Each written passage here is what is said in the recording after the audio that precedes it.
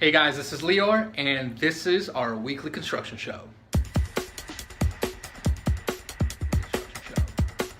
So this week I'm going to give you 3 tips on managing contractors. If you've got your first investment property, or even if it's your own home, right, and you got to get a contractor in there, here are 3 things that you need to be aware of when trying to work with them, because they can be a little tricky. Number 1, right, you've got to get multiple bids. It's insane how different contractors' bids come at different prices for the same exact job, and completely different prices for the same exact job. So I'm standing right now in a brand new rental that we just bought, and we're obviously sprucing it up. And I just got a quote from 2 contractors that are $12,000 apart for the same amount of work.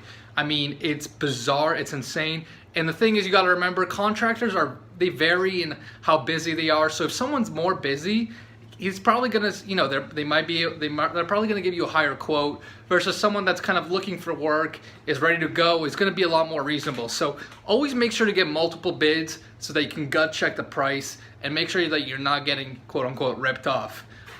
Tip number 2 is always define scope of work, okay?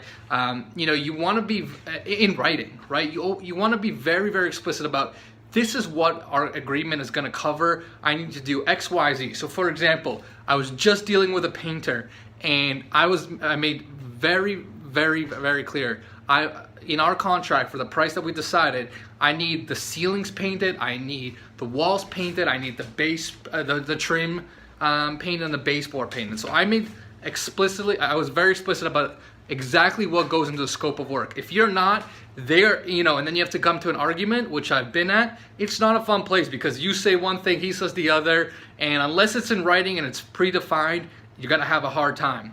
And then number three is upfront payment.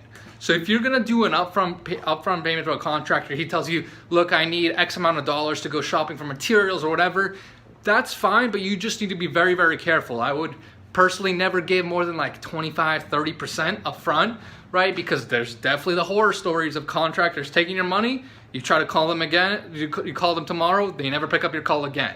And there goes $500, $1,000, $1,500, right? So be very, very careful about the contractor. Make sure you understand exactly what he needs the upfront cash for. And if he does need that cash, make sure that you kind of monitor it. Like, why, what are you gonna use it for? Can I get a receipt for this? And you just kind of really want to feel out the situation, because again, I mean, it's for good reason on their part, but just because of the amount of horror stories of people getting screwed, right, by contractors, you just want to be careful, right, with what you're doing. So those are the 3 tips this week, for handling and managing contractors. Let us know if you have any questions.